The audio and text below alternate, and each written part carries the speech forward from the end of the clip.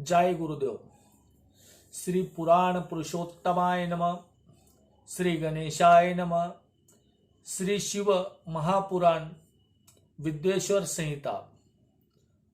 प्रयाग में सूत जी से मुनियों का तुरंत पापनाश करने वाला साधन के विषय में प्रश्न।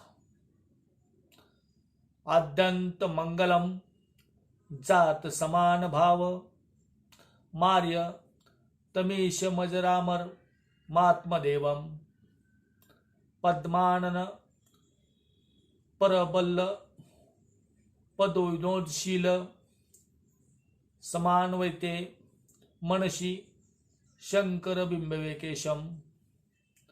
जो आदि और अनंत में तथा मध्य में भी नित्य मंगलमय है, जिनकी समानता अथवा तुलना कहीं भी नहीं है, जो आत्मा के स्वरूप को प्रकाशित करने वाले देवता परमात्मा है, जिनके 5 मुख है और जो खेल ही खेल में अनायास जगत की रचना, पालन और संहार तथा अनुग्रह एवं तिरोभाव रूप 5 प्रबल कर्म करते हैं, उन सर्वश्रेष्ठ अजरामर ईश्वर अंबिकापति भगवान शंकर का मैं मन ही मन चिंतन करता हूं। व्यास जी कहते हैं, जो धर्म का महान शत्रु है और जहां गंगा यमुना का संगम हुआ है, उस परम पुण्यमय प्रयाग में जो ब्रह्मलोक का मार्ग है, सत्यव्रत में तत्पर रहने वाले महातेजस्वी महाभाग महात्मा मुनियों के एक विशाल ज्ञान यज्ञ का आयोजन किया। उस ज्ञान यज्ञ का समाचार सुनकर पौराणिक शिरोमणि व्यास शिष्य महामुनि सूत जी वहां मुनियों का दर्शन करने के लिए आए।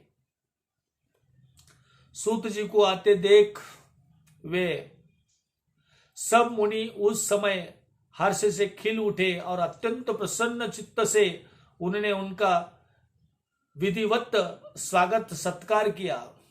तत्पश्चात उन प्रसन्न महामुनियों ने उनकी विधिवत स्तुति करके विनयपूर्वक हाथ जोड़कर उनसे इस प्रकार कहा, सर्वज्ञ विद्वान रोमहर्षण जी, आपका भाग्य बड़ा भारी है।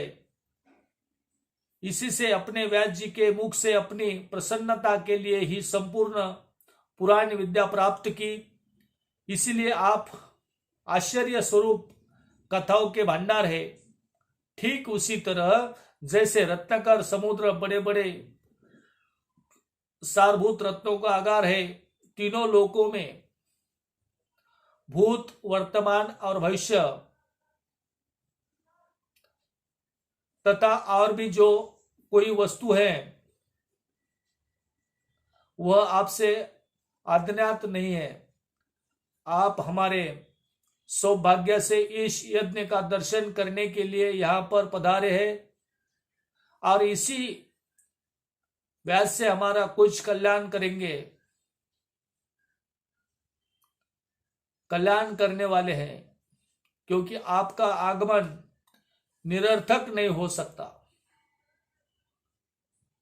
हमने पहले भी आपसे शुभाशुभ तत्व का पूरा वर्णन सुना है, किंतु उससे तृप्ति नहीं होती, हमें उसे सुनने की बारंबार इच्छा होती है। उत्तम बुद्धि वाले सूत जी, इस समय हमें एक ही बात सुननी है। यदि आपका अनुग्रह हो तो गोपनीय होने पर भी आप उस विषय का वर्णन करें। घोर कलयुग आने पर मनुष्य पुण्य कर्म से दूर रहेंगे। कि घोर कलयुग आने से मनुष्य पुण्य कर्म से दूर रहेंगे,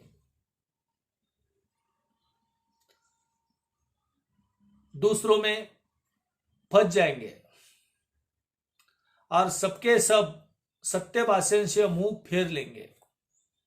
कलयुग में सबके सब सत्य भाषण से मुंह फेर लेंगे, दूसरों की निंदा में तत्पर होंगे, पराये धन को हड़प लेने की इच्छा करेंगे, उनका मन पराई स्त्रियों में आसक्त होगा तथा वे दूसरे प्राणियों की हिंसा किया करेंगे, अपने शरीर को ही आत्मा समझेंगे, मूढ़ नास्तिक और पशु बुद्धि रखने वाले होंगे, माता पिता से द्वेष रखेंगे, ब्राह्मण लोभ की ग्रह के ग्रास बने जाएंगे,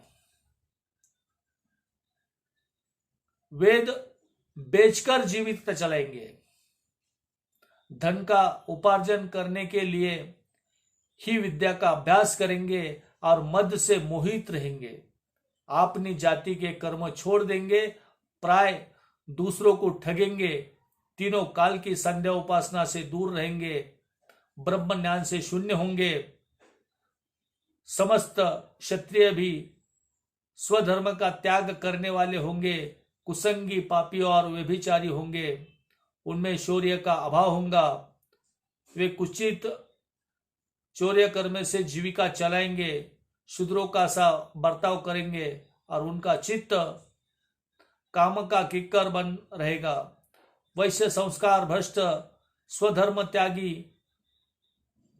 कुमार्गी, धनोपार्जन परायण तथा नाप तोल में अपनी कुत्सित वृत्ति का परिचय देने वाले होंगे, इसी तरह शूद्र ब्राह्मणों के आचार में तत्पर होंगे, उनकी आकृति उज्जवल होंगी, अर्थात वे अपना कर्म और धर्म छोड़ करके व्यवहार करेंगे। ये कलयुग में सब ऐसी बातें होंगी। सूत जी ने मुनियों को तुरंत इस पाप नाश करने वाला ऐसे विषय पर प्रश्न पूछा है, अर्थात वे अपना कर्म धर्म छोड़कर उज्जवल वेशभूषा से विभूषित हो व्यर्थ घूमेंगे, वे स्वभावत ही अपने धर्म का त्याग करने वाले होंगे, उनके विचार धर्म के प्रतिकूल होंगे, वे कुटिल और विद निंदक होंगे, यदि धनी हुए तो कुकर्म में लग जाएंगे और विद्वान हुए तो वाद विवाद करने वाले होंगे, अपनों के कुलीन मानकर चारों वर्णों को साथ वैवाहिक संबंध स्थापित करेंगे, समस्त वर्णों को अपने संपर्क में भ्रष्ट करेंगे, वे लोग अपनी अधिकार सीमा से बाहर जाकर द्विजोचित कर्मों का अनुष्ठान करने वाले होंगे। कलियुग की स्त्रियां प्रात सदाचार से भ्रष्ट और पति का अपमान करने वाली होंगी, सास ससुर से द्रोह करेंगी, किसी से भय नहीं मानेंगी, मलिन भोजन करेंगी, कुत्सित हाव भाव से तत्पर होगी, उनका शील स्वभाव बहुत बुरा होगा और वो अपने पति की सेवा में सदा ही विमुख रहेंगी। सूत जी इस तरह जिनकी बुद्धि नष्ट हो गई है, उन्होंने अपने धर्म का त्याग कर दिया है, ऐसे लोगों को यह लोक और परलोक में उत्तम गति कैसे प्राप्त होंगी? यह लोक और परलोक में उत्तम गति कैसे प्राप्त होंगी? इसी चिंता से हमारा मन सदा व्याकुल रहता है।